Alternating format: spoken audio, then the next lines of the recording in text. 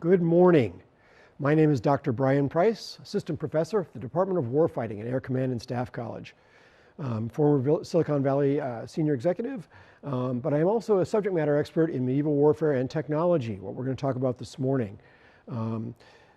First, we're going to start with Rome. Rome, of course, as you talked about last time, had a major manufacturing capability and was able to produce large-scale iron and steel, important for the production of armor and weapons.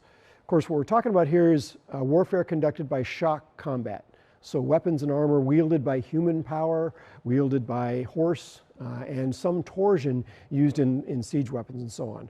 We have two figures up that we can see on the screen. The guy with the red shield has got mail armor. You can sort of see it's the dark colored stuff on his body. We'll look at that more closely in a second. On his head would be an iron helmet of wrought iron probably to protect his head against shock. And then he's holding a pilum or a spear in his hand. And then next, on the other side, you'll see a guy in lorica segmentata. That's the large iron defense he's wearing all over his body, made in simple bands, probably of wrought iron as well. Also with a fancy iron helmet made mostly in one piece on his helmet, apart from the cheek flaps. This was Rome. This is the technology that Rome brought to the battlefield. As Rome fell, you'll see that the technology that Rome had to produce this large-scale iron and steel also collapsed. And that won't recover until the 14th century. So armor will still be produced after Rome falls in Western Europe, and it will look a lot like Roman armor, but it won't actually be Roman armor. The two helmets you can see here, dating anywhere from the 5th to the 7th century, depending on which one you're talking about, are made from small plates. They look like Roman helmets, but they've been washed in gold. That's still all iron. But notice how there's small rivets up and down the top parts on both helmets. Those are the small plates. That's because the bloomery furnaces that they could use, about 1 meter high, could produce plates only so large. And so those plates were assembled to create armor that looked a lot like what was going on in Rome, but wasn't actually Roman. So the innovation there was really to figure out how to make Roman armor without actually large plates of steel or iron. Now, for a long period here, armor on the body was made of the mail we talked about last time. This was true all the way up from the 4th century in Rome, really the 2nd century, all the way up until the 15th century. So you see on the graphics here, we've got mail, interlinked rings of iron riveted together. These are not quite correct. They should be little wedges instead of little round rivets, but that's close enough. This armor was very, very good against slashing or cutting. But it wouldn't do a lot against percussive strikes. So you might see on the internet people talking about maybe I can make a sword go through mail or whatnot. You don't actually have to go through it to do the damage because the swords and the shock weapons are crushing weapons. Notice that the fellow is wearing a very large shield here. That shield is designed to keep most of the armor off that body. The mail there is sort of last defense. And in the center of the screen, we can see some figures making mail armor. So no big machines necessary, just some hammers, some small extruding dies and that sort of thing. Not a lot necessary. So this mail was made all over Europe in small workshops, particularly in areas like Cologne, on the Italian peninsula, and in the Low Countries. Moving along, iron in the Middle Ages was made chiefly through the bloomery process. And this is made up of a smelting oven about 1 meter or 2 high. Somehow, when the material came in from the ore, was placed into the top, and then a Tuileries would be put in the bottom to get you airflow, and then the iron ore would smelt from that. The problem with that process is that you would tend to get a lot of slag in the material. Slag, as it turns out, is actually convenient because in wrought iron that allows it to be forge welded in a way that you can't do with modern mild steels. The key takeaway here really is that large sheets of iron and steel simply weren't available until the 14th century, so all the armor has to be made from these smaller sheets. Technology on the battlefield was really bound by this ability to make steel, and you'll see that during the 14th century with the increased use of water wheels and a blast furnace, you get larger sheets. Now, all this material that you'll see here that I brought with me today is made in the same way that it was made historically. These are handmade, hand-wrought pieces of armor, mostly made from modern steels. But it would be made in the same way that sort of a silversmith would work or a blacksmith would work, where you're essentially using a forge to heat up the material to a red heat.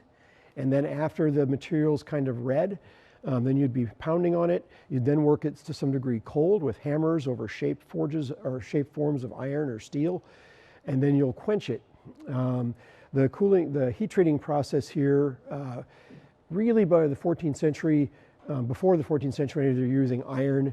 In the 14th century, they start to get bloomery processes that were good enough that they could actually start to produce consistent steel up to middle grade, so 0.5% carbon, something like that. So now, as we move along to the, let's talk about case carburization here. So here's a quote that we have from the 16th century, but it applies equally to the 14th century that we're talking about here as well. This quote talks about how you take armor bits, put it into an organic wrapper, heat it up to a red heat, let it sit there and soak, and this will give you carburizing over the outer layers, which will harden the material. So you've got two choices for hardening armor in this period. You've got the sort of hammer hardening technique, which is used to some degree, and you've got this case carburization technique.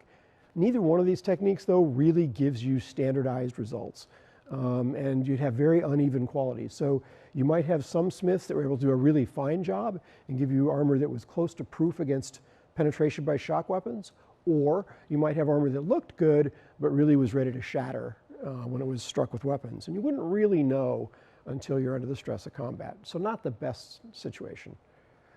Now, a couple of other technologies really necessary to make shock combat work and really shifted the way shock combat was done.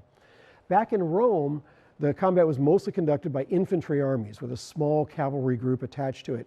The cavalry group was used as cavalry is normally used to deal with reconnaissance and follow up on attacks and things of that sort. But a small invention, the stirrup, just the little stirrup, the piece where you put your foot into on horseback, allows you to stay better in the saddle. And this will allow you to take a spear, which had been the predominant weapon used on horseback, and use it not so much just in the overhand method, but tucked under the shoulder.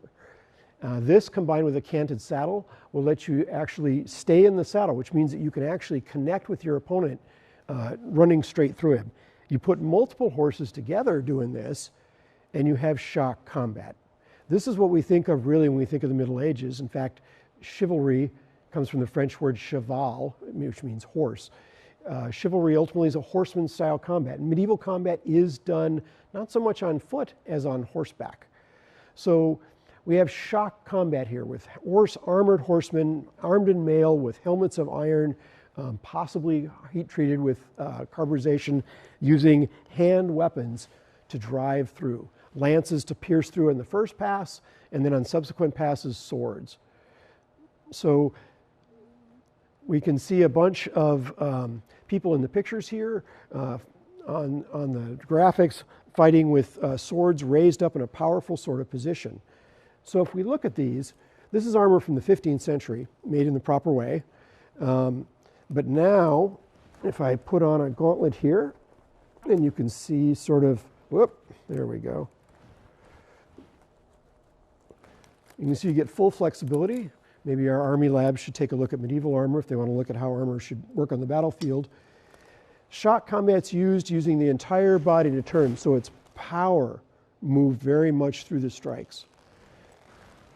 So you're moving, and you're fighting, and you're using the body's ability of using the body's energy to contribute to the strike. So shock combat will stay the primary form of combat from the fall of Rome, from the 4th or 5th centuries, all the way up until the 15th century. And on horseback, you add the power of the horse, the momentum of the horse to the edge of the sword. These are crushing weapons, not cutting weapons. It's not a katana. On a katana, you might draw against a lightly armed opponent and it'll strike through. These weapons you want to strike and crush right through. Now, if you're thinking about the mail armor, this will push right through and it will break bones through the mail armor. We've actually done this. Now, it wasn't just the technology that went along here, but there was an entire social culture that went along with the ability to group horsemen together. Keeping horsemen together is not the easiest thing in the world, so tournaments were invented to try and do practice runs. There weren't academies. We didn't have a war college in the Middle Ages. What we had, though, was we had learning by practical experience. So since warfare doesn't happen all that often, at least not on a battle type scale, what you have is you have people getting together and practice fighting on horseback. This is where the tournament comes from. The first tournaments were really all but warfare. They were fought with weapons of war, and they were fought to take your opponent captive and take him as ransom. And as time went on, you got to be doing more work with the joust, which is, you've seen it on TV, of course, the running of two knights together to practice that heavy shock combat. Going along with this was the idea of chivalry, the idea that the knight has certain standards of behavior that go along with what he's doing. This came along from initially from Roman ideas of professionalism, but also the German idea of the warrior combined. You'll have also the courtly love motion in the movement in the 12th and 13th century, combining, and ideas of the church, all combining together into what amounted to a literary dialogue between the combatants, the people in the court, and the church over what knights were supposed to do. This is the forerunner of the idea we get between the idea of the officer and the gentleman today. Now, all this running around in Europe, knights were tied into their royal authority through the feudal system. So that meant that they had to give them 40 days service during the course of the year. But in 40 days, it's hard to project power, and there was a lot of localized warfare. Medieval nobles had the right of private warfare, something we don't ostensibly have today. But instead, to guard against this, you started to get a lot of fortifications. So starting in the 9th and 10th centuries, you get a moat and bailey structure. You can see in this early 20th century painting of York, city of York in northern England, that large castle structure in the center is an early moat and bailey. So built on a hill, you get a tower coming up, and then they'll build a palisade or a wall around that tower. Gradually, these defenses became more and more impressive, with walls keeping in towns and cities, because mounted groups of horsemen couldn't do a lot against those. In fact, doing sieges would be really expensive because it would take usually more than 40 days to run through the supplies. And so since you'd only have 40 days worth of supplies, you'd find other ways of getting in. So you'd either have buying somebody off from the inside, poisoning the water supply, something like that. But largely, castles were mostly proof against what would happen. You'd have to have an army sitting there for more than your available 40 days to take the castle, so you got a lot of stalemates during this period. You have offense on the field through the knights on their horseback, supplanted by a few footmen, and then you'd have sieges on the other end of the spectrum. So siege engines, of course, were known in the Roman Empire, and they could be built at great expense, hauled up to a castle, and thrown at the castle. Siege engines like the trebuchet and the catapult, like the one we see up here with the fellow hanging from the end. You don't want to be that guy, probably. These would be designed to break through the walls ultimately, and medieval walls were tall and thin, relatively speaking. Over time, when we start to get to the Gunpowder Revolution, they'll become short and squat. But initially, they're tall just to keep guys from coming over the top, and the siege engines were made to knock them down. Now, technologically, these things are made really from torsion, so you can see that they're using weight and torsion to power these things. Ultimately, that's all still human power, though, because a group of people have to pull that thing tight and then launch it. So on the battlefield now, we have animal power in the form of horses. You have human power in the form of shock combat designed to turn the body, harness the body's big muscle groups to deliver power, and you'll have torsion. You'll also have war at sea here. Of course, people fought mainly on the land. Ships were pretty expensive during the early Middle Ages. But as the Middle Ages went on, particularly up in the Hanseatic League and in the Mediterranean, you'll start to have new kinds of ships coming into the inventory. At first, the ships look a lot like classical ships. So the galley in the Mediterranean, large teams of oars running away. You'll see up here on the graphics, early medieval boats that look a lot on one side, like the Viking longships. And then in the sort of seals in the center, you see some sort of middle-range ships. These are cogs. And then you'll see a cog of war in the lower section. That's a modern model based on a surviving piece of architectural design. When you look at the cog, you see sort of a forecastle and a rear castle. That's where the term forecastle comes from, literally a castle on the prow of the ship. These are areas where they'd put in archers or slingers, and the ships would basically move along, arch and sling to each other, and then occasionally they would come up alongside and board, much like the Romans would have done. But sea combat wasn't a big deal during most of the early Middle Ages, apart from the Vikings, who in the 7th, 8th, and 9th centuries made their way into waterways all the way into Russia. They used that mobility to do extensive damage, and they sort of forced the feudal regimes to rethink how they were doing defense. Having a bunch of horsemen or a team of horsemen on horseback that could be a quick reaction force turned out to be a pretty important thing, particularly in the areas we think of now as England and France. Now, the biggest body of fighting that sort of was an exception to that 40-day rule were the Crusades. Now, there's a lot of misunderstandings that go on about the Crusades, the idea that it was Europeans just going after the Arab states in the Levant. But remember that Islam had begun on the Arabian Peninsula and then expanded outward starting in the 7th century. And the eastern part of the Roman Empire, Byzantium, was present on that side and had been constantly at war with the expanding against the Arabs for a considerable amount of time. During the Crusades, starting in the 11th century, in 1069, then on to the 1090s, Byzantium cried out for help and posted over to Europe, and Europe sent large numbers of crusades. This didn't really work out the way the Byzantine emperors had hoped, but it's kicked off almost 600 years of warfare between Europe and the Middle East, warfare that we still see resonating today. Those of you who have been deployed overseas will know very firsthand how the idea of a crusade gets brought up constantly as a reason for combat today. Combat during the Crusades was horsemen on horsemen, but it was heavy European horsemen against the sort of lighter horsemen that we were finding from the Arabs. And the Arabs, you'll see in the illumination here, they look very similar. They're not heavily armored like the Europeans, but they do have horses. Their horses are a little smaller.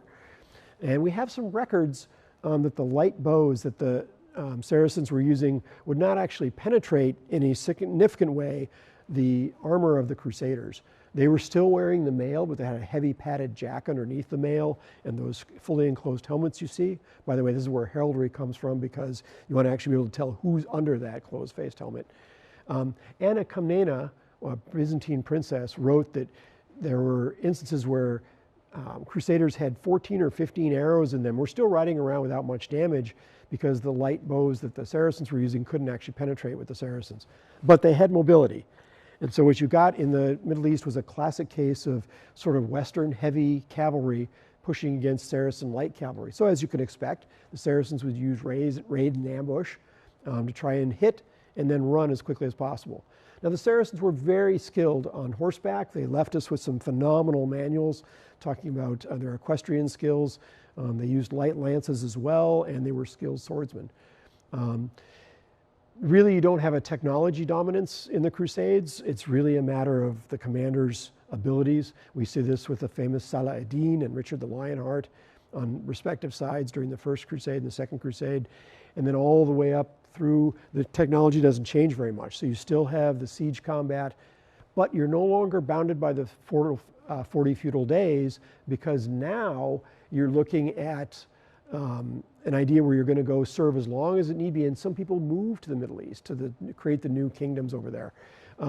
So what you had then is you've got a situation where people are now fighting for a longer period of time.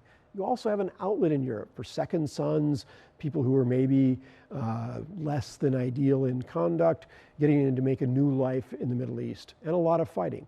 And this went from the other side too. We have some fascinating treatises, memoirs from the Arabic side of these conflicts that you can go look at, and they tell us their side of the story. But the stories are actually very similar. Often chivalric sort of respect on both sides, mixed with just unbelievable cruelty. And that really dictates medieval warfare. What they did do a lot of was ransom. In chivalric warfare in Europe, you typically didn't want to kill the knights. Instead, you would actually try to take them captive and ransom them. So you'd capture them, give them their parole, they would come off the field, and they would send you a very large ransom payment. With the Crusades, that didn't happen so much. So warfare is getting a little bloodier, a little more total, if you will. And then you've got the religious dynamic running on top of this, not only Islam against Christianity, but also the Jewish folks figuring in between these two, typically not a big presence on either one of the battlefields. But warfare often drives, let's see, how do we put it? Warfare often drives the innovation on the battlefield and such. And another war, starting in the 14th century, will really lead to a lot of technological and social change, and that will be the aptly named 100 Years' War. This went from 1337 to 1453. We have a graphic here for you to look at.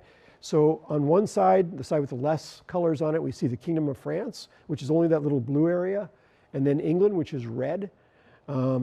So in the beginning of the war, you see part of England actually existed in France, and then you'll see later in the war how fragmented France had become. This war was convulsive.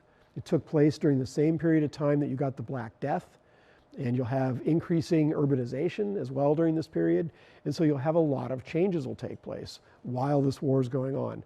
Again, it lasted from 1337 to 1453, which incidentally is the same year that Constantinople, what we call Istanbul, fell to the Seljuk Turks. So this 14th century, what's been called the calamitous 14th century, in fact, is a period of massive technological change too. So the war breaks down really into three main phases. The Edwardian phase, where Edward and his son, the Black Prince, conduct their campaigns in France and in what we now think of as Spain and Iberia. Then you've got a Caroline War, where you've got the more Western French activities, and then you've got the Lancastrian War, which was really a rise following the Battle of Agincourt, with the French really figuring out how the English were fighting and setting up to match it. You have people like Joan of Arc come up during this period. So a lot of key changes going on during this period. So you've got a transition really, because this war lasted 100 years, the feudal system really doesn't work so well. 40 days is not going to give you enough campaigning time, and you can't even get them across the channel in 40 days, really. So the English invent a new system. They start issuing what they call indentures. Indentures were essentially a contract, and this would put people on the king's payroll for the number of days that the combat would go on for the entire campaign. Now, the king didn't really have any solid form of taxation, so they have to build a whole royal taxation structure on top of this. First they get some money from the church, then they attach the wool staple, which is the wool trade in England. They attach that with a 10% tax, and then they try to use that. But they augment this with pillage and booty in France, and the ransoms they would get from chivalric combat over there. But the war went on for 100 years, and during that time, you're going to have extreme demands on manpower. This means you're not going to just be able to get people from the countryside. Instead, you're going to have to draw people also from the cities. And this is going to change who's on the battlefield. Not so much just people who are inculcated into this sort of chivalric, traditional method of warfare where the armored knight on horseback is the key guy, but now you're going to have the footman playing a larger role, the yeoman archer in England. And these footmen are going to actually change the character of English government because they want to say in how the government's done, because they've presented themselves in the battlefield. So we're going to have a little mini revolution, or not revolution, but a mini technological and social shifts during the 14th century because of this war. Going on for 100 years, of course, there are large numbers of pauses between the war and truces, and increased use of mercenaries. So during the mercenary period, during the 14th century, a lot of these condottieri, as we know them, or mercenaries, when the war would stop in France, they would ride on down to Italy, where warfare was more or less incessant, and they would conduct warfare there. Some of the most famous mercenaries in history, like John Hawkwood, earned their spurs in Italy and then would move back and forth between Italy and France. So the last piece of sort of social stuff to devise was that at the beginning of the war, you had people thinking of themselves as sort of, I'm the Duke of Salisbury's man, or I belong to the Duc de Bourguignon. By the end of the war, though, people are starting to say, I'm a Frenchman and I'm an Englishman. And that tells us that we're starting to talk about proto-nationalism now, the kingdoms of England and France. And if we squint, we can almost see the early modern period here. There were other changes as well, technological changes. One's a particular interest to us today. The first one was the Welsh longbow. We'll talk about that. That wasn't so much a change in what the technology was that was available, so much as how it was used. The blast furnace that we mentioned earlier, though, critically will enable much larger billets of steel and iron, which in turn will give you the ability to make many more weapons of higher quality, and importantly, plate armor, which could be used to beat that English longbow. This sort of interplay between offense and defense, between the longbow and the armor, will go on during the course of this war as well, giving you pieces that we looked at on the table before that are really fully enclosed, encapping the man from head to toe in steel. You'll also have, during the course of the war, increased number of sieges, and because of that, you're going to have increased creativity. Now, you're going to see people pulled in from the cities and the towns to help with these siege problems. And the people in the cities think about things differently than the knights did. They use books to transmit knowledge. They use a more systematic method of approach, an engineering approach, if you will. And that engineering approach will find itself on the battlefield both in the production of siege engines and also in the production of a new weapon, gunpowder weapons. So that by the end of the 15th century, by the time this war is over, you're going to see full gunpowder armies. We're going to go through each piece of this piece by piece so you can see what we're talking about. So the first pieces we talked about were the indentures and the condotta. These are contracts. Some of these look amazingly modern with the same sort of sections in the contract that you might have in a modern contract for any of our JAGs out there in the audience. The larger piece that we've got up here on the graphic is an indenture from Edward III. You can see it there with this large seal attached to it. And this is actually binding a man to Edward's army for the course of the war. So it is in every way a contract. And this you can see the royal seal attached to it at the bottom. The one on the other side is a condotta in Italy. Again, this is where the term condottiere comes from, or contractor, literally contractor. When we hear contractor talk about from Machiavelli, he will use it in the same way that we use a contractor, kind of that slightly derisive, yeah, it's a contractor. But these were professional soldiers, and these were guys who would stay in harness throughout the year under the direction of a captain. This will really become the nexus of professional armies because these guys would stay in armor the full year round. A medieval knight is really in harness only part of the year. The rest of the year he's attending to his demesnes, he's the lord of the manor. So he's really the head judge, business owner, entrepreneur, all of those things. And so he was a professional warrior, but not in the sense that we see in the early modern and modern periods. The condotta and the condottiere became that professional soldier, and more during the course of the war, mercenaries became part of these royal armies. Now there was a little segment, a little person we saw on the section as well. We talked about how different people were coming into the army. If we see up on the graphic, we'll have Joan of Arc, and she's depicted here with a gold background, Saint Joan. I said that there were many different kinds of people coming onto the battlefield. Well, Saint Joan was one of those. She was actually an unschooled woman who led the French to victory in the last parts of the war. So Joan is sort of while we didn't find many women on the battlefield, we do find a few. Sometimes they defended castles when their lords were out and such. We've got some fascinating chronicles that you can look at on that. But essentially, the composition of armies changed. The social makeup changed. And this is going to drive and combine with the technological changes that we're going to look at to give you a totally different version of combat by the time we're done with the 15th century. So the next thing we're going to look at here is the longbow. Now, it's often said, and if you poke around on the internet a little bit, you'll find all kinds of claims about the longbow. This breaks down to be almost a religious type debate over how effective the longbow really was. Certainly, the longbow had been known in Wales and in Ireland, but particularly in Wales from the 11th century forward. But starting in the late 13th century and the early 14th century, Edward I started to use it more effectively, bringing his Welsh levies up fighting against the Scots. And then his son, Edward III, the principal of the 100 Years' War, who starts it off in that Edwardian phase, will use it to great effect. So the longbow is a phenomenal piece of technology. It's made of yew. You'll find some in there made of hickory. Those aren't nearly as good. The yew bow has a range somewhere of 300 yards. Compare this to a short bow of about 100 yards, and you can see a massive difference. Now, hitting a man-sized target at 300 yards takes some skill and time, and the bow has a pull somewhere between 100 and 125 pounds. That's a big pull. Most people out here would probably have trouble pulling a bow at 50 pounds. So in order to use this thing, you'd have to work through and work up to it. So archery competitions held in England. Remember, we get the idea of Robin Hood and his band of merry men, the practicing of archery and archery competitions and so on. That's all designed to give this capability. It required almost a lifetime's worth of use to use it well. So the 100 Years' War provides a whole series of lifetimes under which people can train and practice. But because we're bringing different people into the war, the longbow isn't necessarily the only way that you're going to be able to have people have missile fire on the field. Using crossbows, you could basically hand the bow to anybody and they could do a similar thing, but a crossbow, of course, requires more components, more complexity, and it's more expensive. Importantly, it has a much, much slower rate of fire.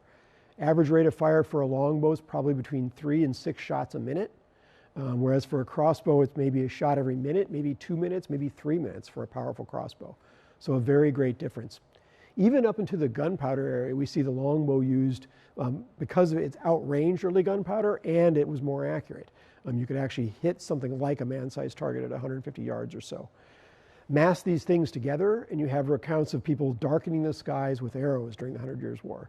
Probably that's a little bit of literary license, but we still at least see that you would have a very powerful missile weapon. And when you add that to cavalry and to infantry, which becomes better armored, you'll have what we think of as combined arms with all three branches: cavalry, infantry, and something like artillery. Now, to get those people in armor, you're going to need a new kind of steel. We talked about the bloomery furnace, which is about a meter, sometimes 2 meters in height, does a good job at pulling out between 1 and 3 kilograms of wrought iron. But now, with the increased urbanization going on in the 14th century, you have increased specialization in labor and materials, and you're going to have the water-powered blast furnace make its appearance. Known in Sweden from the 12th century, it becomes very popular in northern Italy and in Germany, and this allows billets of up to 50 kilograms, which means that you can now get large sheets of stuff, not only for the use of plate armor, but ultimately for handguns as well. So you'll see, well, the graphic that we have, just sort of a representation of the different parts of a blast furnace. Previously in a furnace, you've got the air power being provided just by a simple hand bellows or sometimes a simple draft, but that wouldn't really give you consistent results. The water-powered blast furnace would give you a predictable amount of air through the system, and with a much higher furnace height, you could get much tighter gradation, much tighter control, and you could bond the carbon to the iron much better, which meant that you could know that you're going to get low carbon or medium carbon or high carbon steel out of this thing. Knowing that, you could actually be much more specific with your heat treating. So the water-powered blast furnace here, a key part of technology that really shifts everything, but not something you'd really see. You'd look in a city, maybe Cologne had a few, there's some cities in northern Italy that had a few, but these billets would be going out and they'd be increasing the numbers of high-quality swords and high-quality armor that was being made.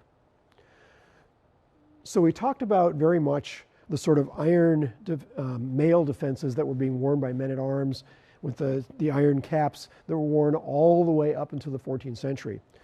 Starting in the middle of the 14th century, these large billets products from the bloomery or the blast furnace would be brought out and made into fully encompassing helmets, body armor, arms like the ones we see up here in the graphics. On one side, we've got figures of the two swords using a lot of power to go against one another. When you've got armor like this, you've got to actually either hit harder or you've got to go between the plates. So precision will become pretty important. We're talking, though, about the late 14th century into the 15th century. In Italy, that's the Renaissance, not the medieval period. And so the Renaissance craftsmen were looking to Rome. They were looking to the classical period for inspiration. And we saw in the graphics sort of a guy that looked like he's got a T-faced, almost like a Cylon or a Greek warrior there, and that was because they were looking at the older artifacts and bringing it forward. On the other side of the graphic, you'll have me in a full harness here. I've done a fair amount of work on this kind of gear, teaching it as a martial art, but also teaching other armorers how to make things in as medieval a style as we can. So looking at the pieces we've got on the table here, this is mid-15th century gear. So you've got a gauntlet being used for the hand, and you've got segmented plates here. You'd have this kind of segmentation going over every joint, and you can see the engineering that needs to go along with the understanding of the human body to really get full mobility out of it. Once you're moving around, you can move the weapon in a very precise manner, but you can take a shock from a shock weapon with as much force as that sword can put on it, and you're not actually going to feel too terribly much. Helmets, likewise, made out of fairly thick stock, up to an 1/8 inch thick. You want that thickness because the thickness of the steel is actually part of the defense, and that'll help you resist sort of the shock coming in of a lance or a sword or even a poleaxe or something of that sort. This is a problem that the NFL is fighting with today, right? They're trying to make helmets light, but they're also trying to deal with the shock. Mass turns out to be pretty important there. Any of you that have worn your plates on deployment, those things are pretty heavy up front, and that's almost as sharp as what you'd get here in the medieval period. Against bows and crossbows, though, this plate armor was pretty much proof. You wouldn't actually see a lot of penetrations. Sometimes on horseback, you would see armorers coming through and being able to cut through the stuff. But in general, the armor worked, and knights adopted it because it worked. Stuff was pretty expensive, though. You could spend pretty much a full year's wages for a worker, equipping yourself from cap a pied, or head to toe, as they would say, in armor of good quality steel. To harden this stuff, they're using more modern techniques. So the Italians would use a method called slack quenching, which is where you simply dip it in something other than water. So maybe oil, believe it or not, urine, some ash mixtures sometimes, and they would do it in one step. And this gave you a hardness, something like 55 Rockwell, or 8 Rockwell, 55 Vickers. The Germans, however, had a two-step process. They would do their heat treating, stuff would come out very brittle. You'd then soak it in the tempering process, and they could have very controlled results on their heat treating. So the Germans tended to use smaller plates, thinner plates, whereas the Italians tended to use thicker plates and fewer of them. Both techniques worked, though, against the weapons of the day, and really what you ended up was a stylistic difference. Over time, during the course of the 15th century, ended up with a sort of international style, like this helmet in the center, where the head was protected all the way around, but you could easily raise the visor. And they would selectively thicken the pieces. So very thick in the front and a little bit lighter in the back where you're not going to take as many shots. And this worked out just fine against the archery of the day. What didn't work out so well against, though, was gunpowder. So to get around this stuff, you would actually have to use more skill than you needed in the mail period.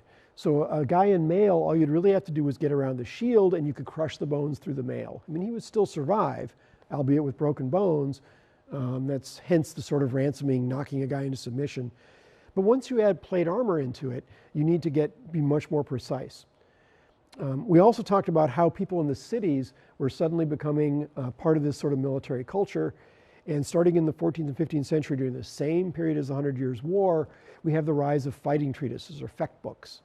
These are, for the first time, the sort of preservations of a martial art in Europe.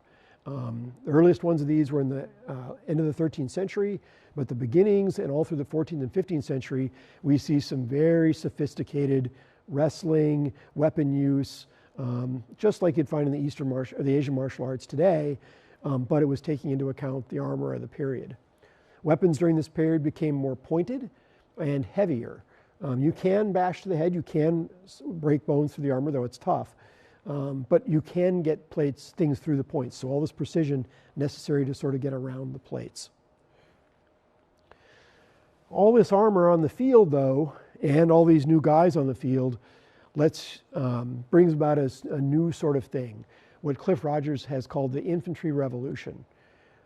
This meant that guys could actually stand their ground if they could be cohesive. So you combine manpower, technology, and tactics to give you a new way of fighting. During the 14th century, infantry, like in the Roman era, become important again. They have weapons that can damage the horse at least, if not easily the horseman.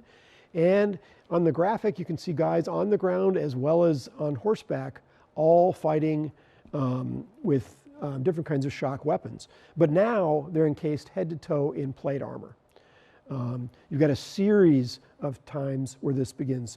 So the first people to really use this, not surprisingly, were the Swiss, who have narrow mountain passes to defend. Infantry makes sense there, just like it had from the Greek phalanx. Copy. The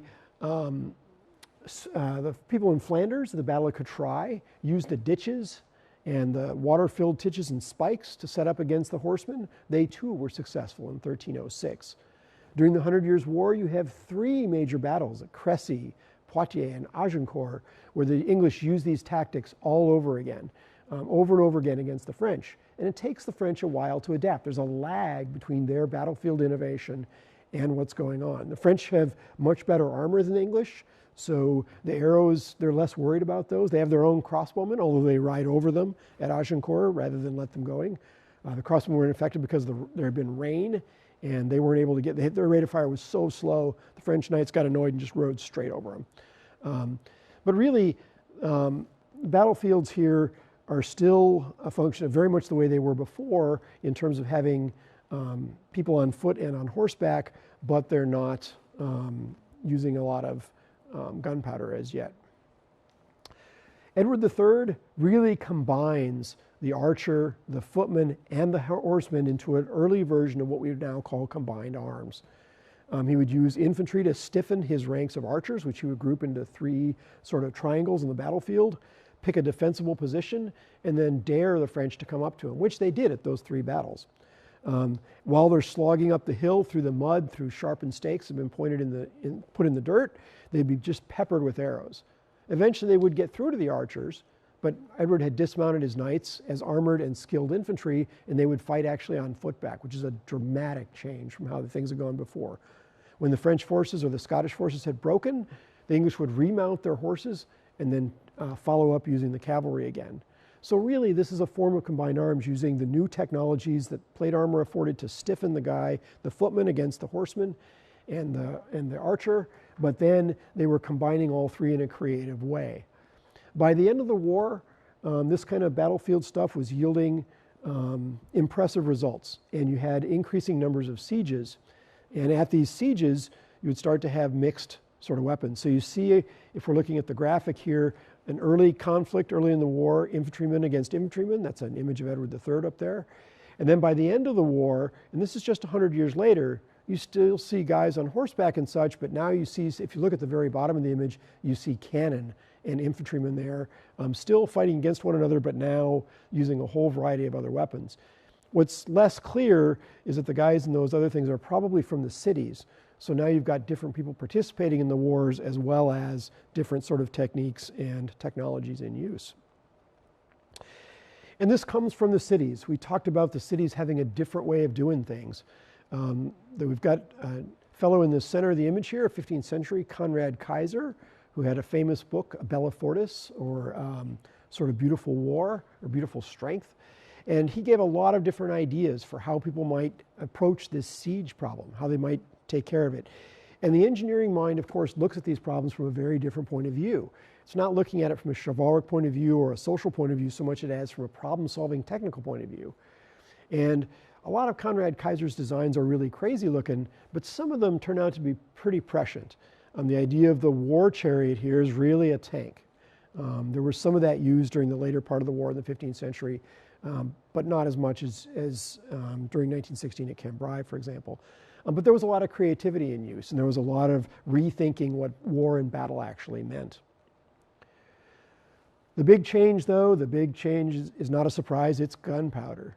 We've got an image of a 14th century handgunner. These things were pretty much as liable to blow up in your hand as they were to go up because the metallurgy during the 14th century wasn't yet as solid as it was during the 15th century.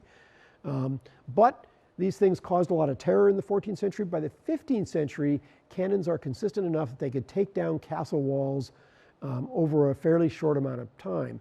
By the end of the 15th century, we've got a gunpowder army progressing from France down into Italy that will just eliminate fortress after fortress. Machiavelli will write about this in his L'arte della guerra, The Art of War, and we're really on the cusp of the gunpowder revolution. The quote we've got up there is from the siege of Bannockburn, which is even earlier, but it talks about the guns and how dangerous they were for attacking on these towns. So you can see right sort of middle of the screen, it talks about guns, G-O-N-N-E-S, being present to patter the walls.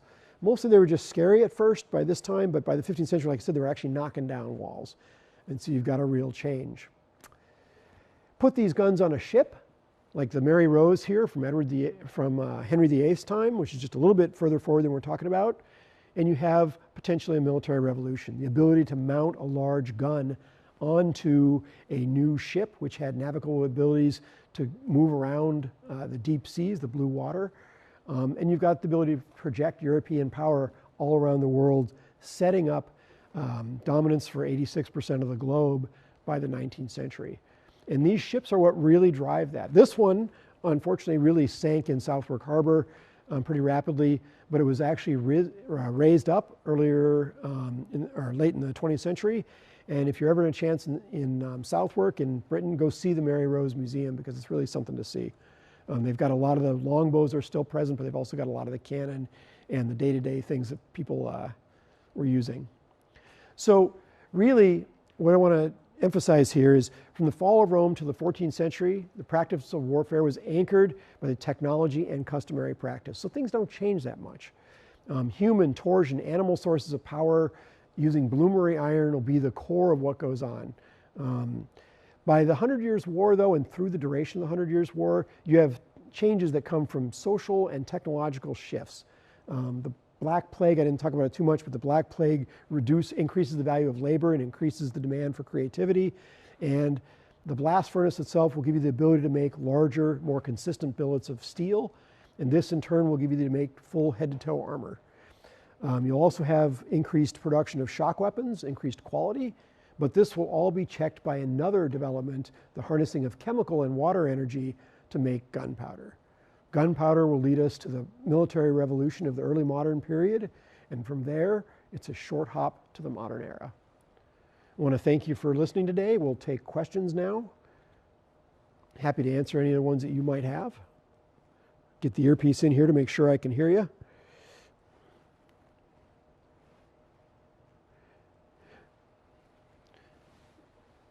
All right, so it looks like we have the first one.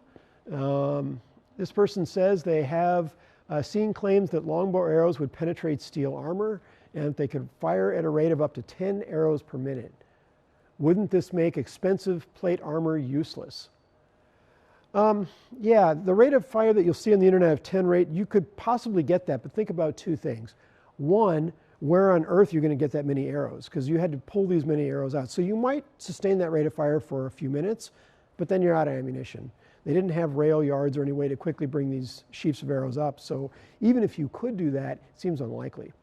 Modern archers who practice with this all the time tend to get a rate of fire closer to 3 to 4 arrows per minute, and of course you want to coordinate this fire with other archers, so you're going to slow down even more. It's going to be at the pace of the slowest archer, not the fastest archer. So yeah, in terms of rate of fire, you'd probably want to slow it down. Nonetheless, it was significantly faster than the crossbow or the early handgun. So yeah, early plate armor, all tests pretty much show that the ablative surface, the rounded surfaces on these things are going to become pretty much near proof. Just like the front of an Abrams tank is ablated, it's curved. So the armor will largely bounce off. I've actually done experiments myself using bloomery iron created armor and bloomery iron created arrows, and it does bounce right off. Now it's unnerving when you're in the harness because you got this piece bouncing off. You're never really sure it's not going to hit the eye slot or a space between the plates, but largely you are proof. So good question though. The next one, when did gunpowder become effective against plate armor? Yeah, not so much during the medieval period, but probably in the early 16th century, you'll see armor start to be consolidated. So after the 15th century, they'll start to consolidate, make the breastplates much, much thicker, up to a 1/4 inch thick in some cases.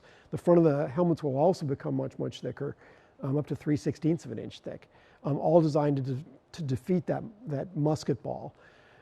Siege armor was much, much heavier because you had people shooting down at you through the entire duration of the siege, and that would be much more difficult.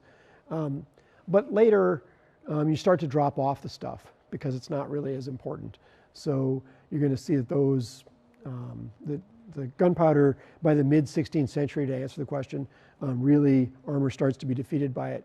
The conquistadors brought armor with them to the New World, and that armor was in fact proof against virtually anything that the Aztecs or the Native Americans were throwing at it. But of course, you're in very rugged conditions. You've got rust and things to deal with. Significant amounts of armor were discovered in Arizona and in Mexico that the conquistadors had brought with them. But the musket pretty well ends it. And so by the time you've got the flintlock, people aren't really wearing much armor anymore. There's always a sort of dialogue between the defense and the offense, of course. We're experiencing it right now, right? You've got shock plates in the front of armor designed to hopefully stop a 7.62 round at 100 meters. But then you've also trying to produce armor that defends against an IED blast and so on. Usually the solution is you just put more power behind the piece, which is what happens. So we've got another question here. How does battlefield engineering change the terrain, and changing the terrain shift the technology? There's a dialogue between the creativity not only of the engineer but also of the practitioner out in the field. I'm talking about how they're going to use the technology. Certainly terrain affects things. We saw the narrow passes that are present in Switzerland sort of suggested that maybe infantry was a better route to go. The same thing happened in the Greek passes during their period. If you could defend a pass, you'd go into heavy Greek phalangical warfare, armor yourself up with bronze, use spears, and you're pretty well proof from the front. The problem with that is cavalry go around the side. So if you have an open plain like the northern plains of Europe or the sands of the Middle East, it does change things, of course. In the Middle East, you get much longer visibility, but there's also much less stuff to live on in the land. So that's going to tie you closer to the water sources and to the towns. So that's going to shift things. And those demands in turn shift technology. So the English decided they wanted to fight more on foot, so they start to change the designs of their armor to better support a footman than a horseman. And that would mean you'd armor, say, the inside of the thigh, or the inside of the arm, stuff that would be up against the horse if you're riding on horseback and protected by that. So it does shift, but it's always a dialogue between the user and the fighter and the engineer. And this went back and forth. As an armor, I've had people actually come forward and ask, well, could I make this more, I want this cuff on the gauntlet more belled because I do a funny thing with my wrist. And the armorers would be responsive to that to some degree because that's the paying customer. But what the guy might find is that by adding more space there, he actually produces an opening that his opponent can get into. So maybe that idea isn't repeated very much. And so it is a dialogue. You know, what can the engineer produce? The engineer goes to the combatant and says, here's what I can make. The combatant goes back to the engineer and says, yeah, here's how you need to change that to do what I need to do it to. So I think it is always a dialogue. I don't think that's shifted any more today than it did in the medieval period. So I think the dynamic is much the same. What I would say for engineers is talk to the pilots, talk to the maintenance guys, talk to the guys who are actually going to use the stuff and see how they need to use it. Having worn modern protective gear in Afghanistan and having worn this kind of gear for 20 years previously, I was actually much more mobile in my medieval gear than I ever was in the stuff produced in the Army lab. And I think there's a lot that we can learn from how the body moves and how medieval and Renaissance engineers tailored the equipment of the day to meet that reality. So lots of different ways you might use it. Terrain at sea, you might think that the ocean, that you wouldn't want to wear armor at sea, and I think there's some truth to that. and yet guys did wear full harness because they're doing ship-to-ship boarding. Of course, falling overboard would be a very short way to end your tour. So we have a number of items on the table. While we're waiting for the next question, I'll just talk about these items a little bit for you. The helmet with the black and white piece is something we might have seen in the transitional period from the 14th century, early 15th century, maybe Battle of Agincourt, 1415. The visor actually will open on these. I've got it strapped because we have lawyers in the United States, and so you wouldn't necessarily want the thing to come up. But typically, historically, you do your first jousting pass, you do the pass, and then you'd actually take this up, pop this latch, and just throw the visor away. You wouldn't need it for close-in work because it would impede your visibility. So they were practical too, and they were drawing from what combatants actually wanted to do.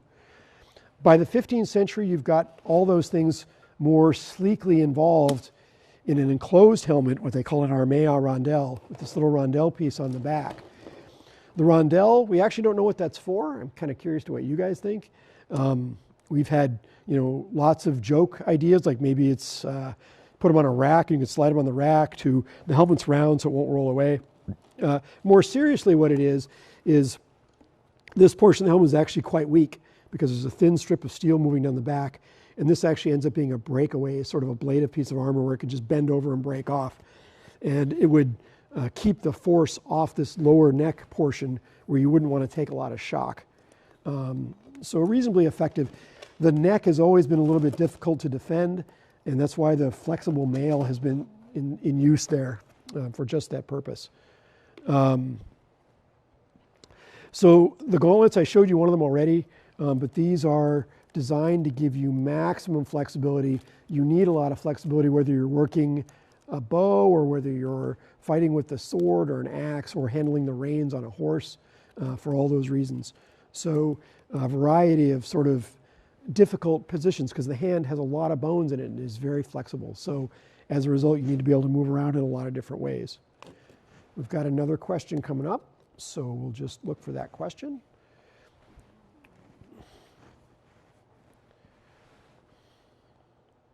They're typing now, so any moment now we'll pick it up and we'll look at it from there.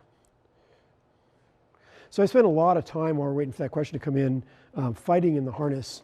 You might think that it's cumbersome and slow, but if it's done right, you can do somersaults, you can climb ladders. There was some competitions in Europe done recently between guys in armor and a fireman and a special operator carrying, full load of ammunition and stuff. And the knight actually came in second. The fireman came in last. But he wasn't much behind the special operator. And I guess the takeaway from that is really that this is military equipment going to guys who are actually going to use it in the field, and so it's got to work. We look at a piece from history and we say, well, that can't possibly work. But if there was a lot of it in history, and there was in the case here, then probably it worked over time. Yep, we're looking for that. So you can see inside this, you've got padding all on the inside of the cheeks and such. I've got to pop the latch here. Not sure I can pass it. Almost got the question for you. All right. Okay. So the question is, the early Roman Republic was able to field tens of thousands of soldiers at once. Why were medieval armies so much smaller, and what enabled Roman armies to fill such large armies? That's a good question. So the first part of that question, why were medieval armies so much smaller? You had a general breakdown in productivity, and so life became smaller. It became circulating around the village rather than the city. The city of Rome had millions of people in it, and Roman cities were very, very large, all supported by trade, which ran all over Europe, the Mediterranean, focused on the Mediterranean, of course, out to the east and the Levant. And all of this increased wealth, enabled the population to grow fairly rapidly. It enabled specialization of technology like the iron and steel that we talked about. So you could equip those larger Roman legions with standardized gear. Everything becomes local, though, with the fall of Rome. And because it becomes local, you lose access not only to your recruiting and such, but also to those centers of Roman production. So you don't actually have the ability to produce the material, nor do you have the ability to pull people in and pay them in cash. You've got something like a barter economy going on where the people would work on their farm, the peasant or the serf would work the land in exchange for protection from the lord. He could then draw a certain amount of produce from them, which he would use to run his household. But you didn't really have a strong money economy until the 12th or 13th century. Once you get the money economy, cities begin to grow, specialization starts to happen again, and society becomes larger. Add to that the drive of the 100 Years' War, and gradually armies do become somewhat larger, but still bound by the productive capability. You can't really equip large armies without a large society to support it, and medieval society was pretty much smaller. The largest armies you saw were in the Middle East during the Crusades. Those armies really lived off the cities in the Middle East while they were there, and they moved from city to city, and they tried, when they were out on their own, they didn't do terribly well. So you really have to have that larger society to be able to do not only the equipment and stuff, but also the manpower. So that's also a good question. Sort of added to that, you sort of wonder why perhaps, or how large medieval armies were. If you read the chronicles in the 14th century, they'll talk about an army of 10,000 people. That's almost certainly exaggeration. In all of England, there might have been 500 knights. That's it.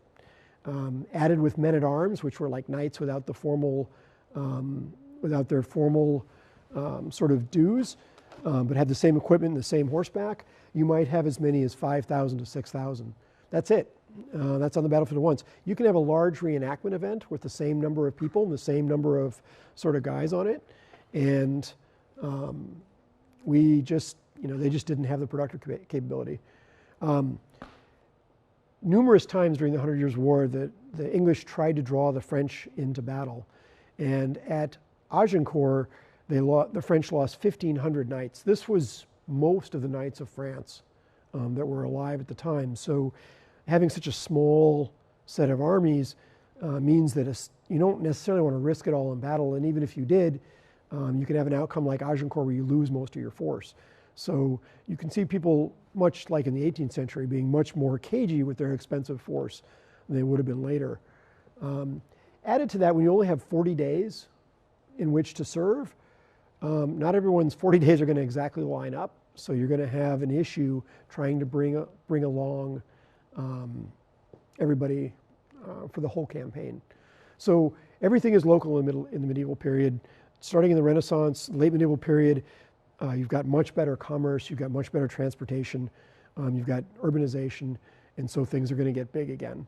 And it isn't really until the 16th century where you have a society that's really comparable to Rome in terms of its ability to produce and its ability to field people and armor and such.